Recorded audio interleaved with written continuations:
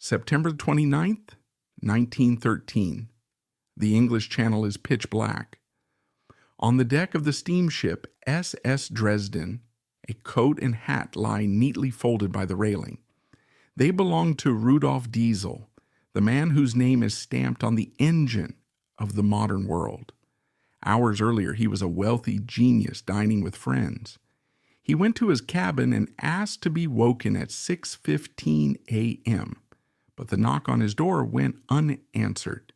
The bed was unslept in, and the inventor had vanished into the cold abyss. Was it a tragic suicide driven by debt, or was he thrown overboard by the coal empire he threatened to destroy? The engine would drive humanity forward, but its creator was left behind in the dark.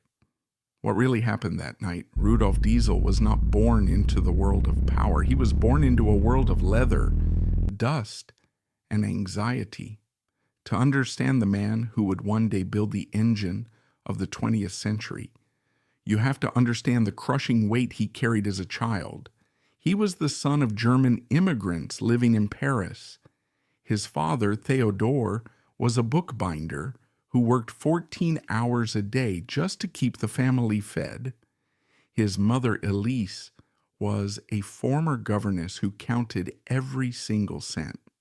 In the Diesel household, education was a luxury they could barely afford.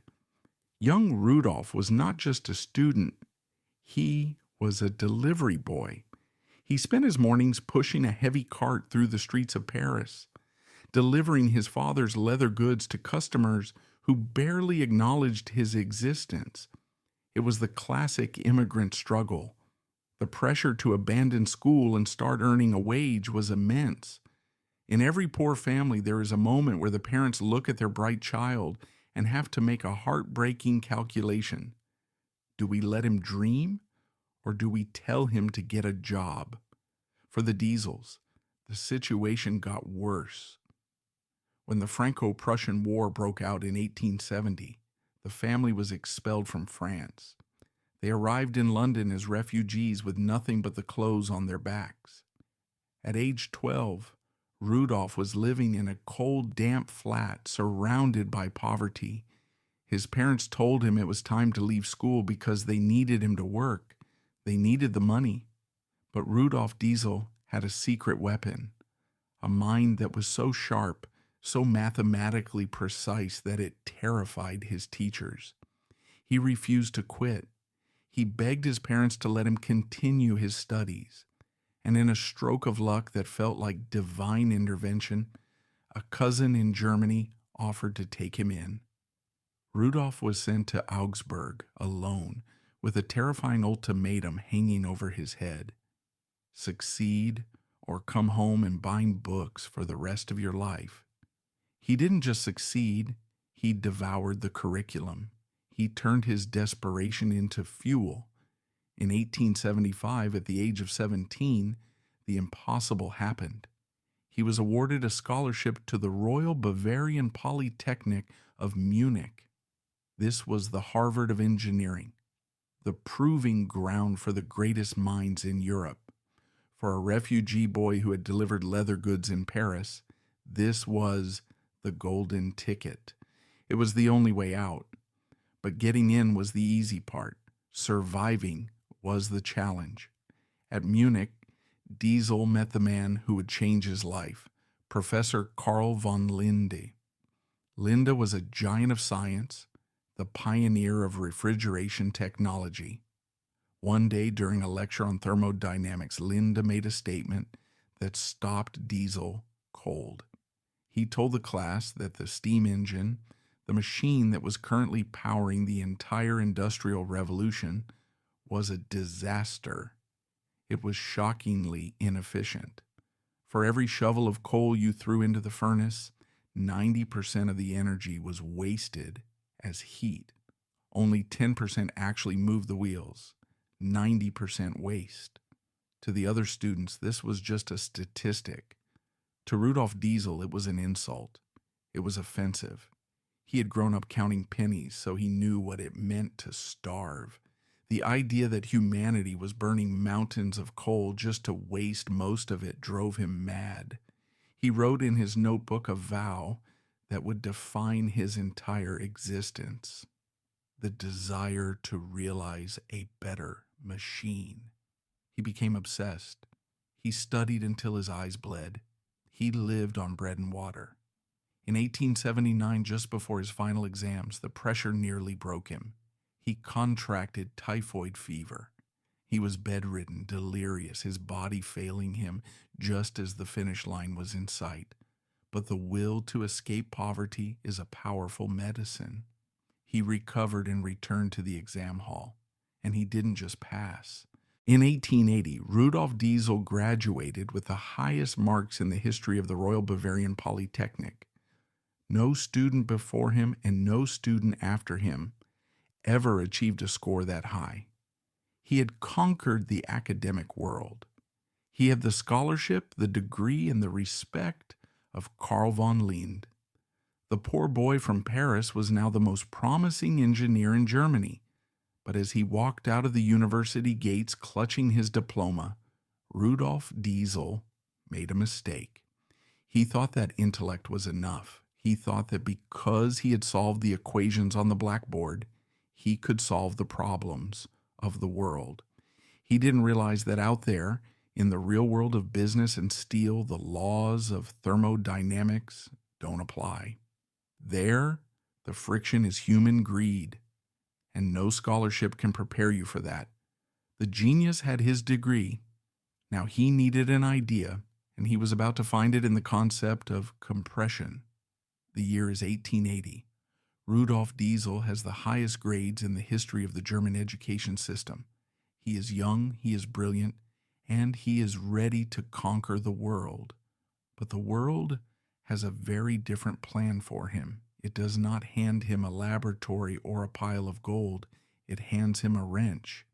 He started his career at Sulzer Brothers in Winterthur, Switzerland. It was a humble beginning.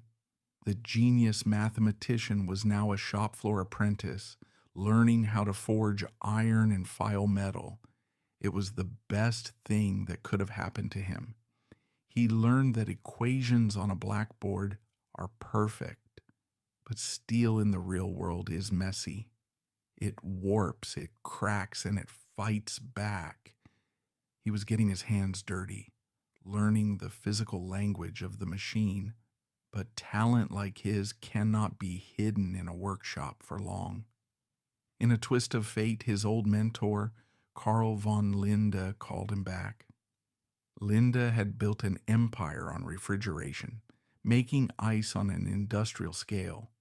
He needed a man to run his new factory in Paris. And so, Rudolf Diesel returned to the city of his childhood. But the scene was very different this time. He wasn't the boy pushing a cart of leather through the mud. He was the director. He wore a fine suit and managed hundreds of workers. He walked the streets where he had once starved, now as a respected bourgeois gentleman. On the surface, it looked like the ultimate immigrant success story. He had made it. He had a salary, security, and status. But inside, Rudolf Diesel was dying a slow death. He was trapped in the golden handcuffs. You see, Diesel was an inventor. His brain did not stop when the whistle blew at 5 p.m. He spent his nights experimenting. He developed a method to produce clear ice, a process that would have made him a fortune. But then he read his contract and he hit the wall that every employee knows too well, the clause. The contract stated that anything he invented, any idea that sparked in his brain while he was employed by Linde, belonged to Linde. He was not building his own legacy. He was adding bricks to another man's castle. He was a salaried genius renting out his brain for a monthly paycheck. For a man with Diesel's ambition, this was torture. He wrote to his sister, confessing his misery. He compared himself to a merchant selling soap or candles. He felt that his true potential was evaporating. just like the steam in the inefficient engines he hated so much. In 1890, the cage got bigger, but it was still a cage. Lindy moved him to Berlin. He was promoted to the head of research and development for the entire corporation. He was now sitting at the high table of German industry. He was 32 years old, managing the technical future of a massive company. But Berlin was different from Paris. Berlin was the Silicon Valley of the 19th century. The air was electric with innovation. Siemens was there. AEG was there. Engineers were becoming millionaires overnight with new patents. And there sat Rudolf Diesel, the smartest man in the room, managing someone else's patents. The pressure began to boil over. He tried to break the rules. He started working on secret projects on the side, outside of the refrigeration field, hoping to find a loophole in his contract. He experimented with ammonia vapor engines. It was dangerous work. He tested high-pressure fumes in his own living room. One night, a test engine exploded. Shrapnel flew across the room. Diesel was nearly blinded. He was knocked unconscious and spent months recovering in the hospital, suffering from vision problems and blinding headaches that would plague him for the rest of his life. It was a warning shot. Nature was telling him that he was playing a dangerous game. But lying in that hospital bed, wrapped in bandages, Rudolf Diesel came to a realization. He couldn't keep serving two masters. He couldn't be a corporate executive by day and a revolutionary inventor by night. He looked at the steam engine again, that wasteful coal-eating monster that Linda had criticized 10 years ago. It was still there, still dominating the world, and still wasting 90% of its energy. No one had fixed it. Diesel realized that he was wasting his life just like that engine. He was running at 10% efficiency. He made a decision. He would stop trying to improve ice machines. He would stop trying to be a good employee. He was going to bet everything, his health, his savings, and his sanity, on one single idea. He was going to build a new kind of engine, an engine that would squeeze every drop of power out of the fuel. He went back to his desk in Berlin, but he wasn't working for Lindy anymore. Mentally, he had already quit. He pulled out a fresh sheet of paper and wrote down the title of a manuscript that would change history: The Theory and Construction of a Rational Heat Motor. The employee was dead, the Titan was waking up, and the world was about to hear him roar. The obsession with the steam engine was not just a professional interest for Rudolf Diesel, it was a personal vendetta. He looked at the smoking chimneys of Berlin and he didn't see progress. He saw waste. He saw stupidity. The steam engine was a gluttonous beast that devoured 90% of the energy fed into it, turning it into useless heat while only giving back 10% in actual motion. It was an insult to the laws of physics. Diesel wanted to build the perfect machine. He was chasing a ghost that had haunted engineers for decades, the Carnot cycle. Sadi Carnot, a French physicist, had theoretically proven that an engine could be perfectly efficient, but it existed only on paper. It was a mathematical dream. No one had ever managed to build it in steel and iron. Diesel decided he would be the first. But to catch a ghost, you have to walk through fire. In his pursuit of this thermodynamic perfection, Diesel began to experiment with pressures that no machine had ever withstood. He moved away from steam and started playing with ammonia vapor. He believed that if he could compress ammonia gas tight enough, he could create an engine that ran without a boiler. It was a radical idea. It was also a deadly one. The year was 1890. Diesel was experimenting in his laboratory. He was pushing the limits of the materials. forcing the ammonia gas into a steel cylinder at terrifying pressures. He was standing right next to the machine, checking the gauges, listening to the hiss of the valves. He was the creator, listening to the heartbeat of his creation. And then the heart stopped beating and it exploded. There was a blinding flash of white light, followed by a deafening roar that shook the building foundations. The steel cylinder shattered like glass. Shrapnel flew through the air faster than bullets. Diesel was thrown across the room. He hit the floor, unconscious, bleeding, and surrounded by a cloud of toxic ammonia gas. When he woke up in the hospital, the world was dark. He was temporarily blinded. His head was throbbing with a concussion that would leave him with chronic migraines for the rest of his life. The doctors told him he was lucky to be alive. They told him to stop. They told him that high-pressure engines were a suicide mission. But Rudolf Diesel was not a man who listened to doctors. He listened to the math. Lying in that hospital bed, wrapped in bandages, unable to see, he visualized the explosion over and over again. And in that violence, he found the answer. The ammonia had failed, but the pressure was the key. He didn't need dangerous chemicals. He just needed air. He realized that if he compressed plain, ordinary air hard enough, squeezing it into a tiny space, the temperature of that air would skyrocket. It would get so hot that if he sprayed a drop of fuel into it, the fuel would ignite instantly. No spark plug, no boiler, just pure, violent compression. It was the principle of compression ignition. He dragged himself out of the hospital and went back to the drawing board.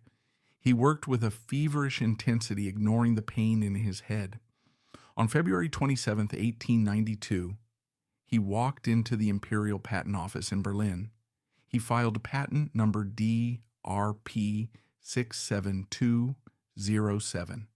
The title was dry: Working Method and Machine for Internal Combustion Engines. But the contents were revolutionary. He was claiming ownership of a new way to make fire.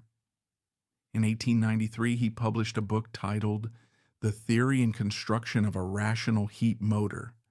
In it, he promised the world an engine with an efficiency of 73%. It was an unheard of number. It was like promising a car that could fly. The engineering world went into a frenzy. Investors flocked to him. The Krupp family, the steel giants of Germany, threw money at him.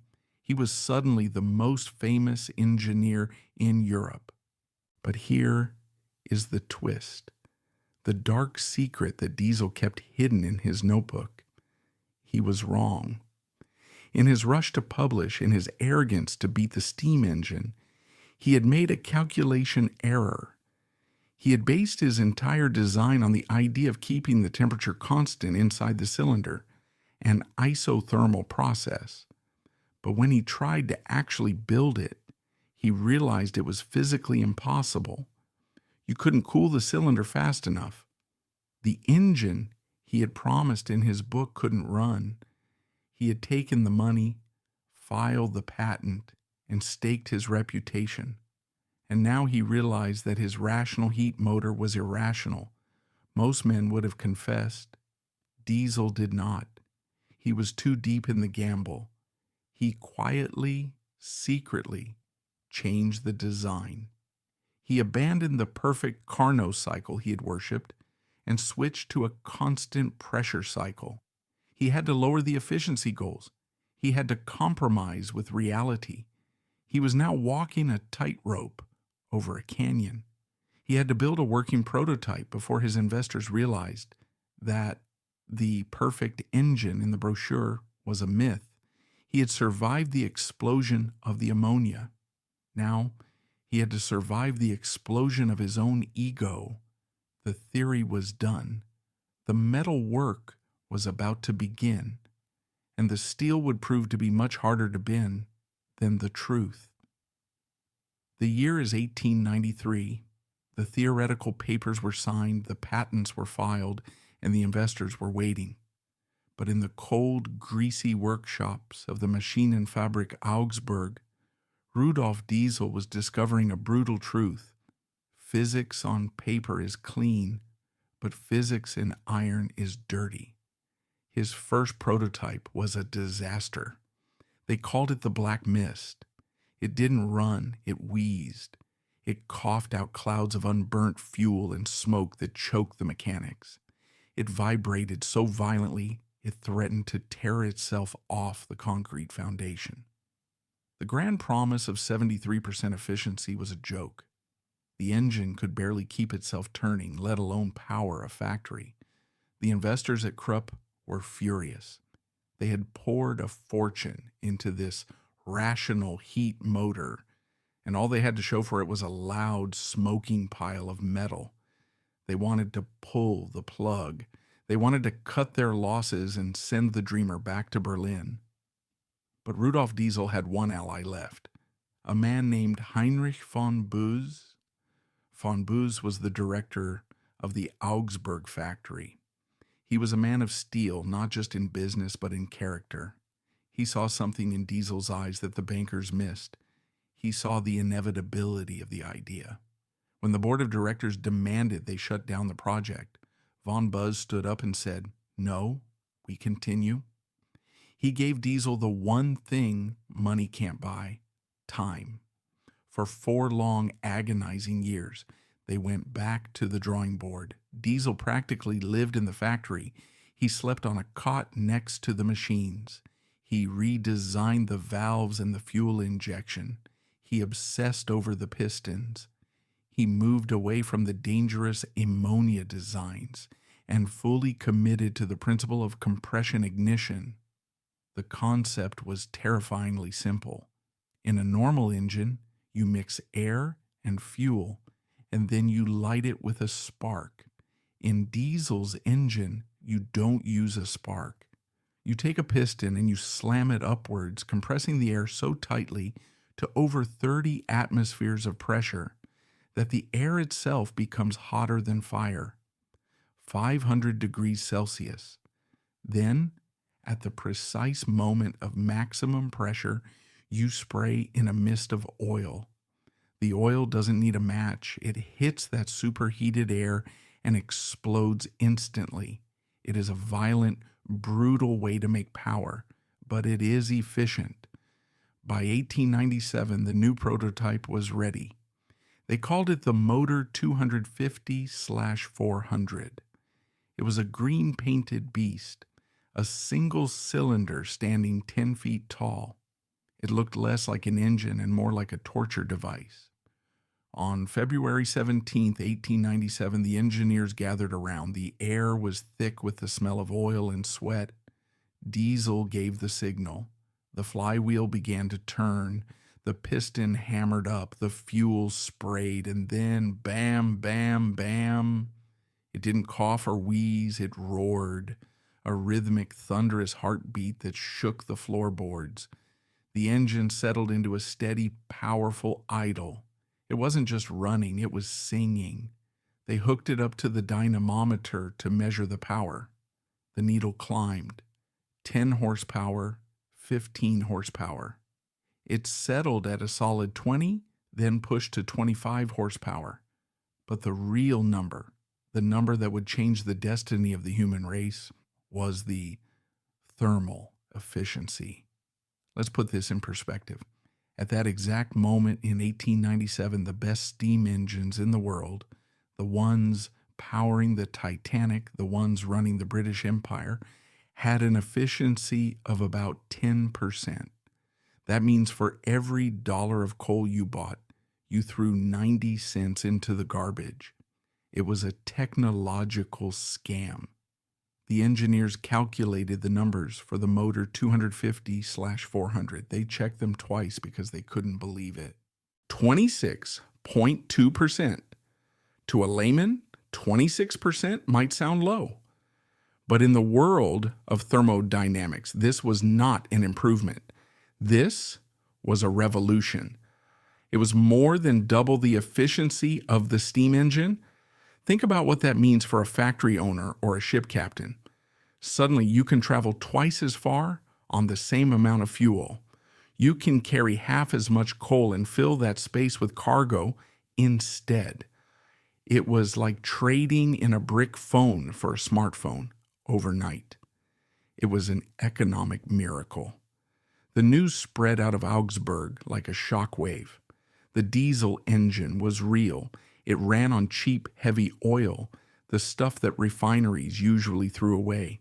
It was robust, it was powerful, and most importantly, it was the most efficient machine ever built by human hands.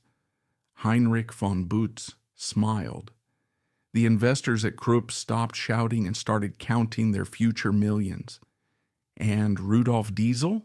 He stood next to his roaring creation, the floor vibrating beneath his feet. The headache that had plagued him since the explosion years ago was still there, throbbing behind his eyes. But for a moment, the pain didn't matter. He had proven them all wrong. He had proven that the world didn't need steam. It needed pressure. The age of coal was ending. The age of oil had just ignited. And the roar of that single cylinder in Augsburg was the sound of the 20th century waking up. By the turn of the century, Rudolf Diesel was no longer the desperate man experimenting with ammonia in a hospital bed. He was the king of pressure. The success of the motor 250/400 had turned on a faucet of money that simply would not stop flowing. Every time a factory in Manchester replaced its steam engine with a diesel, he got paid. Every time a ship in Hamburg installed his cylinders, he got paid. By 1898, he was a millionaire, in an era where $1 million was practically the GDP of a small country. He moved his family into a palatial mansion in Munich. He filled it with expensive art, Persian rugs, and first edition books. He traveled first class. He was the Steve Jobs of the 19th century, a visionary who had taken a complex piece of technology and forced the world to adopt it. But beneath the tuxedo and the champagne, Rudolf Diesel was still a radical. He hadn't forgotten the poverty of Paris.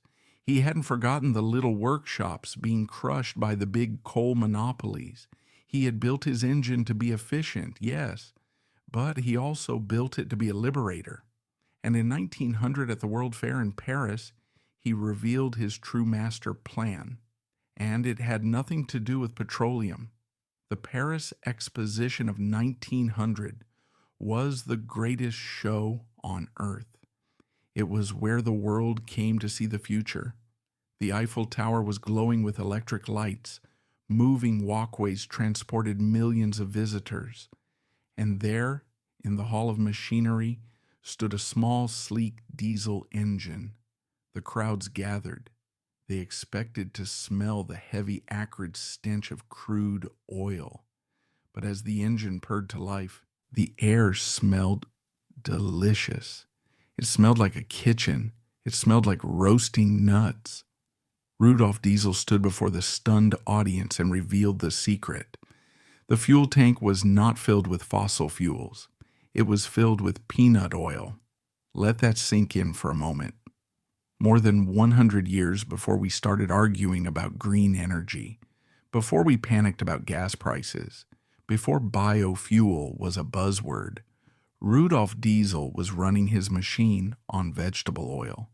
His vision was revolutionary. He argued that since the diesel engine ignited fuel purely by pressure, it didn't care what the fuel was. It could run on coal dust, palm oil, or even butter if you heated it enough. He told the press, the use of vegetable oils for engine fuels may seem insignificant today, but such oils may become, in the course of time, as important as the petroleum and coal tar products of the present time. He was handing the power back to the people. He imagined a world where a farmer in the countryside didn't need to buy fuel from a massive corporation like Standard Oil. He could just grow a field of peanuts, press the oil, and run his tractors and his generators for free. It was a declaration of energy independence. It was a direct threat to the coal barons and the rising oil tycoons. He was saying, well, we don't need your black gold. We can grow our own power. But while Diesel was dreaming of a green utopia, the world was preparing for a nightmare. The engine was too good. It was too efficient. And efficiency is the most valuable currency in war. By 1912, the great powers of Europe were staring at each other across a chessboard, waiting for the first shot of World War I. The German Navy, the Kriegsmarine, realized that the diesel engine was the missing piece of a terrifying puzzle: submarines. Until then, submarines were death traps. If you ran a petrol engine underwater, the fumes would explode or poison the crew with carbon monoxide. If you ran a steam engine, the heat would boil the sailors alive and the smoke would give away your position from miles away. But the diesel engine was safe. The fuel didn't explode. It produced no carbon monoxide. And most importantly, it produced no smoke. It was the cloak of invisibility. Suddenly, the machine that was supposed to help farmers grow peanuts was being bolted into the hulls of the U-boats. The U-19 class submarines were fitted with massive diesel engines, allowing them to travel thousands of miles without refueling. They could slip into the Atlantic, silent and invisible, and hunt down merchant ships. Rudolf Diesel watched in horror. He was a pacifist. He was a man who believed in the international brotherhood of science. And now, his beautiful invention, his rational heat motor, was being turned into the heart of a silent killer. He was trapped in a paradox of his own making. On one hand, the oil companies hated him because his peanut oil idea threatened their monopoly. On the other hand, the military loved him, but for all the wrong reasons. He was the father of a technology that was spinning out of his control. By 1913, the pressure was no longer just inside the cylinders. It was inside his head. He was losing millions in bad real estate investments. His health was crumbling under the stress of constant lawsuits and patent battles. And the war drums were beating louder every day. The glitter of wealth had faded, and the dream of peanut oil was dying. And the U-boats were waiting in the harbor. The stage was set for that final dark night on the English Channel. The inventor had changed the world. Now the world was about to consume him. To the outside world in 1913, Rudolf Diesel was a titan. He was the man who had tamed fire. He lived in a mansion in Munich that looked more like a palace than a home. He traveled in chauffeured cars. He was the guest of honor at every engineering banquet in Europe. If you looked at him, you saw the ultimate symbol of success. But if you could have looked inside his safe or read his private diary, you would have seen a terrifying reality. The king of pressure was being crushed. Rudolf Diesel was broke. It is a story that is painfully familiar to anyone who has lived through a real estate bubble. When the money from the engine patents started pouring in, Diesel didn't just put it in the bank. He gambled it. He was a genius at thermodynamics, but he was a catastrophic investor. He poured millions of marks into speculative real estate deals in Hamburg, bought land, hoping to flip it for a massive profit, and invested in oil fields in Galicia that turned out to be dry. He threw money into the stock market just before it dipped. By 1913, the bubble had burst. The value of his properties had collapsed, but the debts remained. He was drowning in interest payments. He was effectively running a Ponzi scheme on his own life. using new patent royalties just to pay off the interest on yesterday's loans. The mansion, the art, the first-class tickets, it was all a house of cards. He was a millionaire on paper, but in reality, he was struggling to find the cash to pay his grocery bills. The stress was eating him alive. The headaches that had plagued him since the explosion returned with a vengeance, blinding him with pain. But the creditors were not the only ones knocking at his door. There was a much more dangerous visitor, the German war machine. The year was 1913. The clouds of World War I were gathering over Europe. The German military high command knew that war was coming, and they knew that the diesel engine was the key to naval supremacy. They wanted the U-boats, they wanted the battleships, and they wanted Rudolf Diesel to work exclusively for the fatherland. But Diesel was a stubborn idealist and a pacifist. He believed that his engine was a tool for peace, a way to share energy with the world. He refused to give Germany exclusive rights. He famously said, "The diesel engine can be fed with vegetable oils and would help in the development of agriculture of the countries which use it." He wanted to sell to everyone, the French, the Americans, and worst of all, the British. This was the ultimate betrayal in the eyes of Berlin. The British Royal Navy was Germany's arch enemy, and here was Germany's greatest inventor, preparing to hand over the keys to the future to the British fleet. In the autumn of 1913, Diesel received an invitation to go to London. A new company, Consolidated Diesel Manufacturing Limited, was opening a factory. They wanted him to be the guest of honor. They promised him a lucrative contract, a lifeline of cash that could finally wipe out his debts and save him from bankruptcy. He had to go. He had no choice. The financial pressure was pushing him out the door, while the political pressure was trying to bar it shut. On September 26, 1913, he wrote a letter to his wife, Martha. It was a strange, melancholic letter. He didn't tell her about the debts or that he was terrified. He simply told her he loved her. He packed a small bag and left his mansion for the last time. He traveled to Ghent in Belgium to board the ferry that would take him across the channel.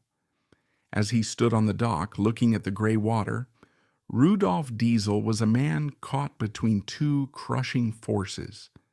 Behind him was a Germany that viewed him as a traitor. Ahead of him was a Britain that viewed him as a savior.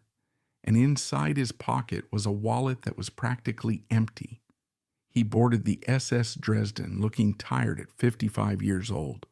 He dined with his associates, George Carols and Alfred Luckman. They talked about the future of the engine. They talked about the new factory in Ipswich. Diesel seemed in good spirits, but perhaps it was the kind of calm that comes when you have made a final decision. He wasn't just a businessman on a trip. He was a man walking onto a ship with the weight of the world on his shoulders. The engine he had created was roaring in the hull below his feet, driving the ship forward. But the creator felt like he was drifting backward, pulling away from a life that had become a golden cage. The sun set over the English Channel, and the air turned cold, and Rudolf Diesel prepared to face the darkness one last time. It is 10 o'clock at night on September 29th, 1913. The English Channel is a black mirror, reflecting nothing but the cold stars. On board the steamship SS Dresden, dinner is finished. Rudolf Diesel shakes hands with his two business partners. He is calm and polite. He tells them, "I will see you tomorrow morning for breakfast." He walks to his cabin, asks the steward to wake him at exactly 6:15 a.m., steps inside, and closes the door. That is the last time any living soul ever sees Rudolf Diesel. When the sun rises the next morning, The knock on his cabin door goes unanswered. The steward unlocks it to find the room empty. The bed has not been slept in. His nightshirt is laid out neatly on the comforter, untouched. On the rear deck of the ship, near the railing, they find his coat and his hat. They are folded with the terrifying precision of a German engineer, neatly stacked, a deliberate marker. But beyond the railing, there is only the churning gray water of the Atlantic. 2 weeks later, a Dutch boat spots a body floating in the North Sea. It is too decomposed to bring aboard. The sailors retrieve a few items from the pockets, a pill case, a wallet, a pair of spectacles. They identify the man, and then they return his body to the ocean. So what happened in the silence of that night? For over a century, history has debated the answer. Was it the crushing weight of failure? We know now that Diesel was bankrupt. He had crossed out that date in his diary with an ominous black cross. Perhaps he looked at the water and saw the only escape from the shame of losing his fortune. Perhaps the king of pressure finally broke. Or was it something darker? Consider the timing. He was on his way to London to meet with the British Navy. He was about to hand over the secrets of his engine, the engine that powered the German U-boats, to Germany's greatest enemy. He was a pacifist who threatened the German war machine. He was a visionary who wanted to run the world on vegetable oil, threatening the Rockefellers and the coal barons. There were a lot of powerful men in 1913 who would have slept much better knowing that Rudolf Diesel was at the bottom of the sea. We will never know the truth. The ocean keeps its secrets. But in a strange twist of irony, by disappearing, Rudolf Diesel became omnipresent. He lost his life, but he won the ultimate prize of existence. He lost his capital letter. Today, when you go to a gas station in Hanoi, in Berlin, or in New York, you don't see a picture of a man with a mustache. You see a word, diesel. It is no longer a person. It is a substance, a sound, and the lifeblood of the global economy. Every truck carrying rice in the Mekong Delta, every cargo ship crossing the Pacific, every generator lighting up a hospital during a blackout, they all run on his brain and the rational heat motor he dreamed of in a hospital bed in 1892. He wanted to be an artist and a social reformer. He wanted to save the world with peanuts. He didn't get any of that. Instead, he became the heartbeat of the modern world. So the next time you are stopped at a traffic light and a heavy truck pulls up beside you, don't just hear the noise. Listen to the rhythm. That deep, steady, unbreaking rumble. That is not just an engine. That is the ghost of Rudolf Diesel, still working, still driving us forward from somewhere deep beneath the waves. Thank you for watching. Please subscribe to my channel, like and share to support me. See you in the next video. Have a good day.